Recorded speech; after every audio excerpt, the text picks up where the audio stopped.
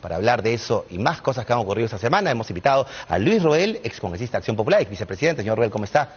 Buenas noches. Bienvenido. Y a Gilmar, si lo dije bien, Gilmar Andia, ex viceministro de Justicia. Andía, ahí me equivoqué. Andía. ¿Quién es hincha de los dos? ¿Feliz o no? Claro. Felices estamos. Muy bien, el bicampeonato llegó. ¿Usted, señor Roel? No, yo soy... Bueno, no todo es perfecto. No todo es perfecto. Muy bien. Vamos a conversar ahora de esto, lo que acabamos de ver, ¿no? A ver, la presidenta de la República da unas versiones, su vocero, el premier. ¿Qué es lo que nos dice? Empecemos. A ver, acá hay dos temas que hay que tratar. Primero, que en la Constitución no existe, y tampoco en la Ley Orgánica del Poder Ejecutivo, el cargo de vocero de la presidencia. Para empezar, no existe. Lo que existe es que el vocero constitucionalmente establecido es el presidente del Consejo de Ministros. El que tiene la función de vocería después de la presidencia de la República es el presidente del Consejo de Ministros.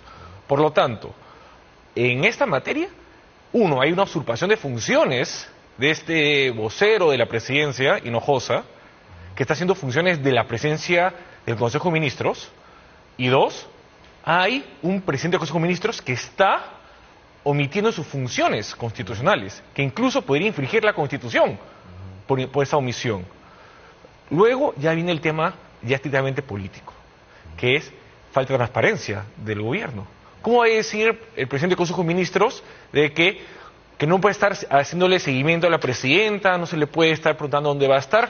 No hay una agenda presidencial que debe ser pública para saber cuáles son los actos que va a realizar la presidencia de la República, la presidenta de la República, Dina Boluarte, día a día, y que debería ser de conocimiento público para que justamente esté la prensa haciendo este seguimiento, porque la prensa, esa es su labor, de informar a la ciudadanía qué es lo que hace su alto funcionario. La periodista le preguntaba, no desperdicies tu pregunta, por favor cambia de tema. Es que ese es lo lamentable que lo diga el presidente del Consejo de Ministros, porque un Estado constitucional y democrático de derecho, justamente el principio de publicidad y transparencia son básicos en este modelo de Estado.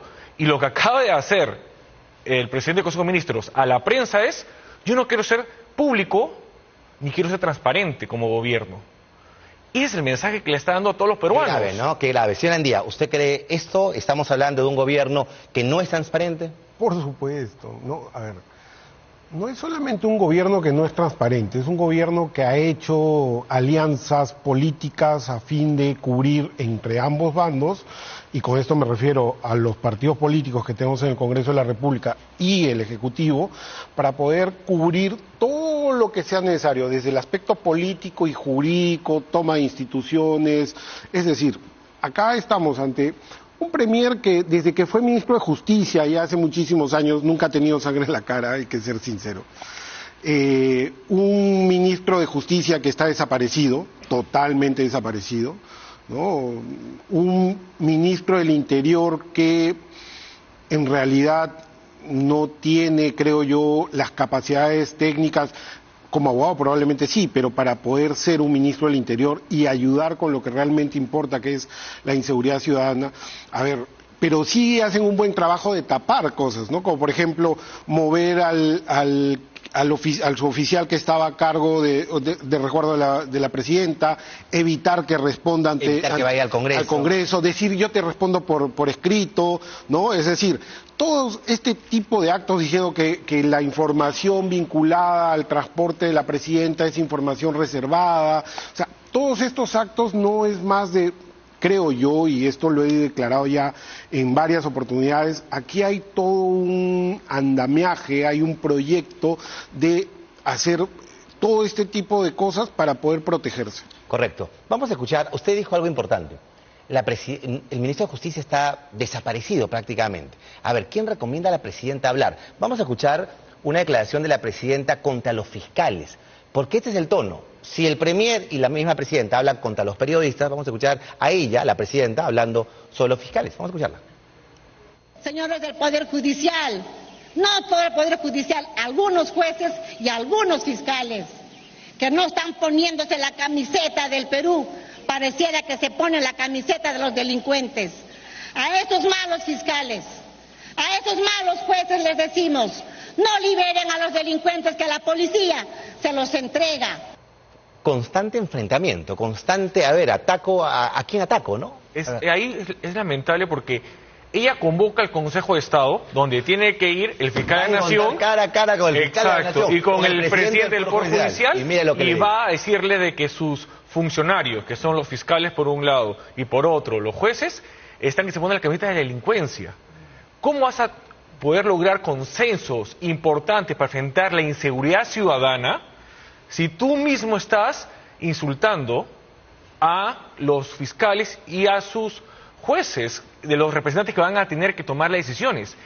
¿Qué falta de liderazgo tiene la presidenta de la República para que en estos momentos en donde se busca más el consenso, la unión, el trabajo en conjunto, más bien busca partir, romper los puentes que se pueden estar generando, y de esa manera, ¿qué te lleva? A que no lleguemos a las soluciones. Claro. No vamos a poder lograr un plan de seguridad ciudadana, un plan de una norma o normas que necesitan para poder enfrentar la inseguridad ciudadana.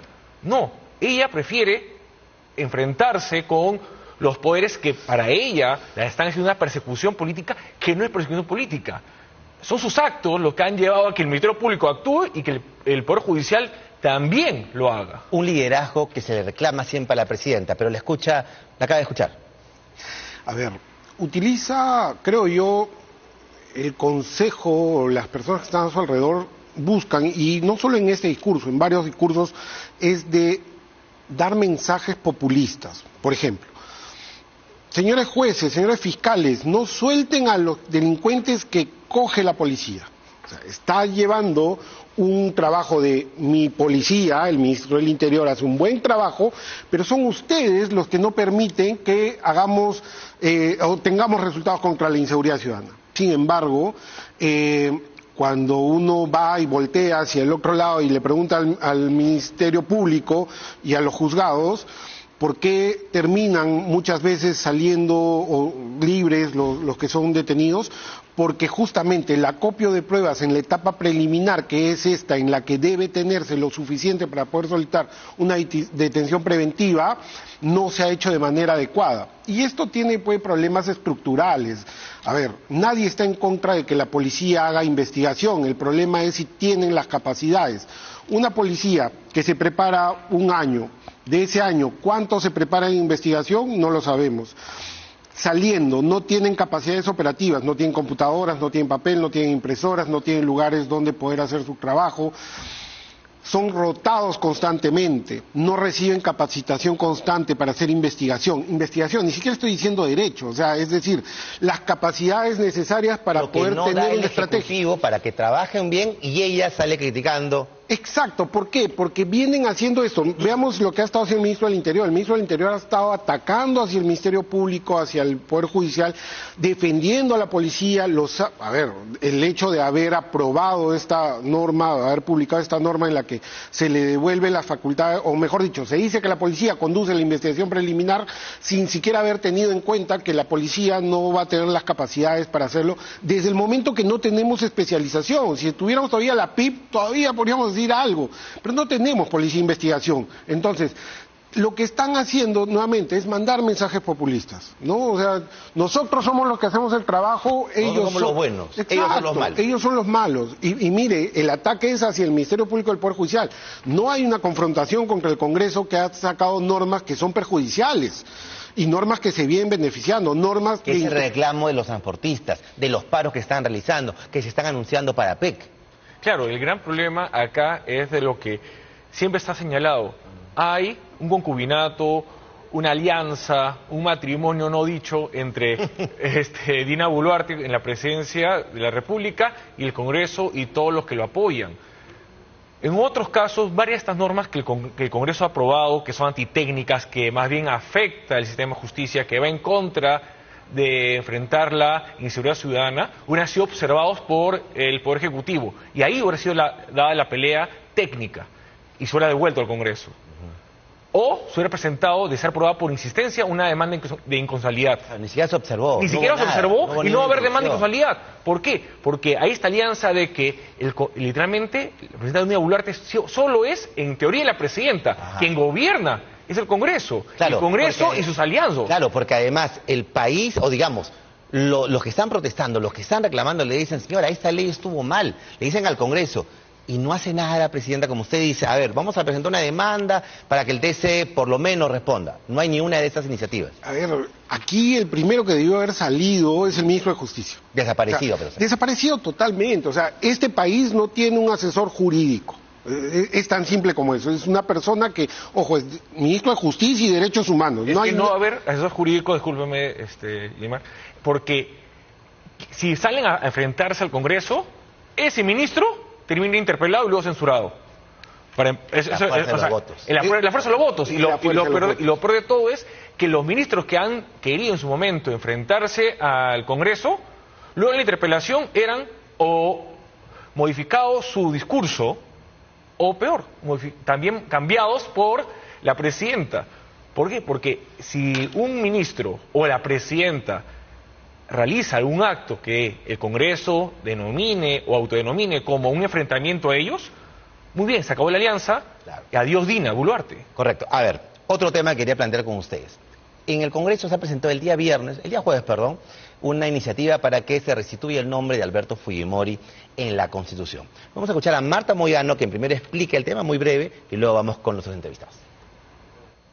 Bueno, primero es un proyecto de ley multipartidario, no es un proyecto de ley del partido, es una ley de varios congresistas, 59 firmas, que es la que se ha verificado, recién entrará, hoy día ha entrado, sí, recién va a ir a la comisión, no sé a qué comisión le va a destinar la primera vice, y ahí empezará el debate.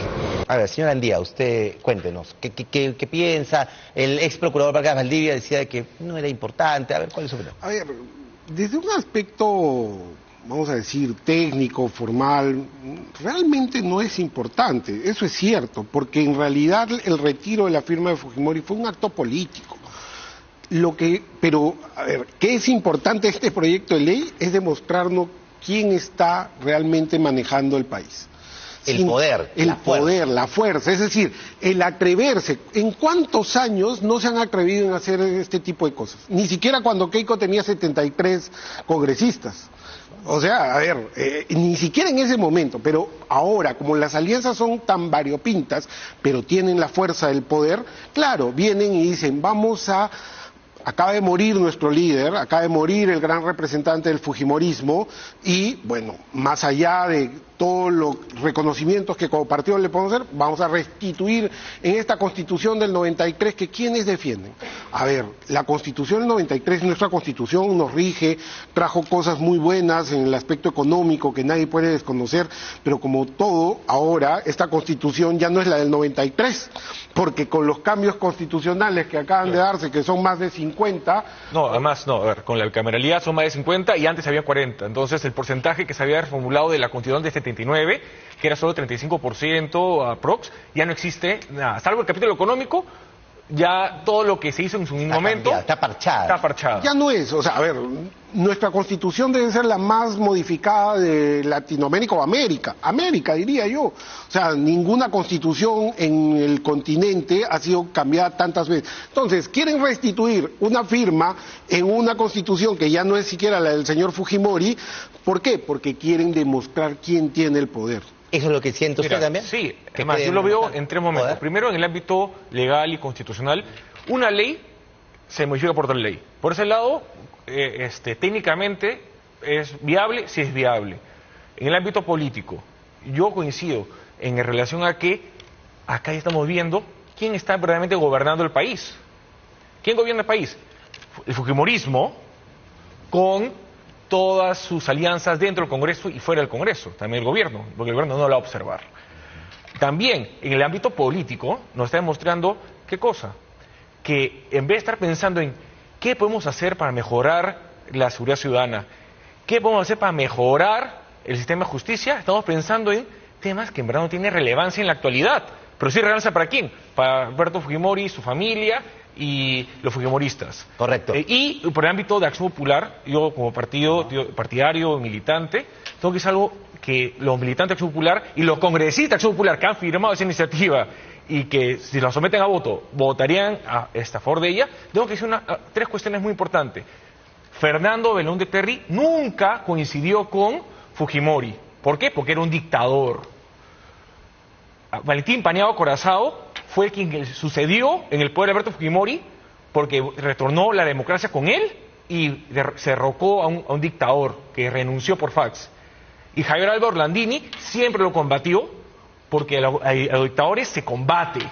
Entonces, a los populistas, a los comunistas de Acción Popular, por favor, no podemos estar inclinando la cabeza ante un dictador. No puede el Congreso reescribir la historia, porque lo que quiere este Congreso es reescribir la historia de Alberto Fujimori como si fuera un héroe cuando en verdad ha sido un dictador durante los 90. Y confirmas la Acción Popular, como usted lo ha mencionado. Por eso mismo llama la atención. Antauro Humala, el Poder Judicial le ha declarado ilegal el partido Antauro. A ver, yo creo que ese tipo de decisiones permite dar una línea de lo que debe ser la democracia política también partidaria, ¿no? Es decir, los partidos políticos no pueden ser de ideologías de una sola persona, ¿no? Los partidos políticos tienen como naturaleza la comunión de la sociedad o ciudadanos que buscan un bien determinado bajo determinadas ideas. Entonces el Poder Judicial ha hecho bien. Yo creo que sí. O sea, ¿No cree que fortalece a Antauro? Como el señor Humberto Abanto ha señalado el día jueves, el día viernes. A ver, digamos, ¿no cree que el Poder Judicial decida en vez de los votantes? Lo que pasa que por eso tenemos controles como el judicial. A ver, no siempre la democracia, partiendo de algo, la democracia es un sistema imperfecto. Nuestros votantes, y creo que aquí hay que ser bien realistas, nuestros votantes, la gran mayoría de votantes en este país no se involucra en política. Entonces, las decisiones de carácter técnico que analicen derechos, que analicen lesiones a la Constitución, a la democracia misma, tienen que estar en manos del Poder Judicial porque es un mecanismo de control también. O sea, por eso cuando, por ejemplo, se busca que el Congreso sea omnipotente ante el Poder Judicial, eso es un absurdo, ¿no? Lo mismo pasa aquí. Yo creo que no... A ver, Antauro Humala, su fortaleza no viene por su partido. Antauro Humala es fuerte por él mismo. Por... Lo que decían también, va a poder postular tal vez al Senado, un partido puede elegirlo, invitarlo. Es que, a ver, lo que ha hecho el Poder Judicial en un aspecto bastante relevante porque lo que ha logrado es hacer cumplir un estándar básico de un Estado constitucional de derecho, que es la democracia, y imposibilitar que el discurso de odio o los discursos anarquistas o que busquen afectar derechos fundamentales como lo que estaba ofreciendo Antauro Humala, que era meter al paredón a todos los corruptos y demás. Ello es una afectación a los principios democráticos, a la dignidad humana y a los derechos fundamentales. El Poder Judicial hizo ahí bastante bien a lo que es el Estado constitucionalmente de derecho, pero ¿cuál es el gran problema? Acá tienes entonces también una tara aquí a unas elecciones que lo permitió al doctor Salas Arenas, que bajo su liderazgo el jurado de elecciones le permitió a este partido inscribirse. Y ha tenido que ser el Poder Judicial quien ha tenido que reivindicar ese estándar constitucional, ese estándar democrático. Correcto. Para terminar, Jorge Barata no colaborará con la justicia. ¿Qué me dicen ustedes de esta situación? Después de cuánto tiempo, el caso Odebrecht, que no ha tenido hasta el momento muy poco avance. A ver, para terminar. A ver, yo creo que el caso Odebrecht y el caso Barata, es decir, la no declaración de Barata, tiene que ver mucho con la situación actual de Brasil. Es decir, con Lula en el gobierno se ha desbaratado el caso Odebrecht en Brasil, ¿no? Se han traído abajo todos los procesos, hay una protección hacia la empresa Odebrecht, porque es una empresa poderosa aún. Entonces, con esa protección y con esa fortaleza, Barata ha venido al Perú y ha dicho, yo no voy a declarar, y no voy a declarar porque simplemente ya no siento que ustedes me vayan a dar ningún tipo de beneficio.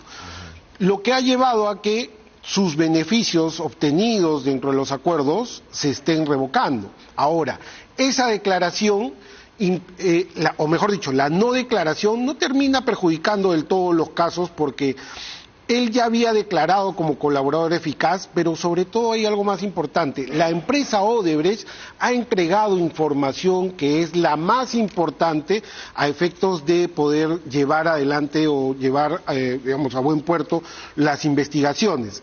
y la empresa sigue siendo colaborador eficaz. Entonces, aquí Barata termina siendo un interviniente que ya no tiene la relevancia de antes. Yo no creo que vaya a perjudicar necesariamente las investigaciones. Va a ser, sus declaraciones previas van a ser llevadas a juicio de todas maneras, con lo cual lo que sí creo yo es que hay que verificar cómo están avanzando los casos en Odebrecht. Bueno, claro, porque por ejemplo ayer se conoció, el Poder Judicial reactiva el acuerdo de colaboración eficaz de Barata, es decir...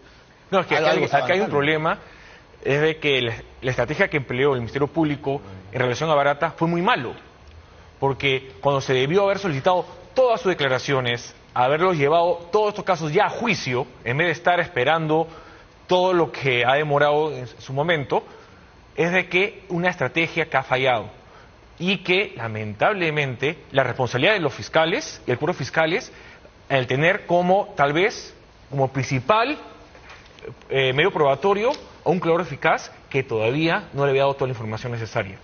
Y acá el doctor Andía, que es penalista, va a saber, una estrategia penal no solo se sustenta en una sola persona, un solo testigo o una sola prueba, sino tienes que tener varias para poder sustentar mejor tu caso. Si no, lo pierdes. Y acá quien pierde es el Perú, porque el Ministerio Público representa a todos los peruanos. ¿Cuánto tiempo ha pasado y todavía está la investigación? Pero es así, en un caso emblemático y tan poderoso. Muchas gracias a ambos. Gracias a Jimmy. Roel y a Gilmar Andía, que se irá a seguir celebrando, por supuesto, con el bicampeonato universitario. Muy bien, gracias a ambos.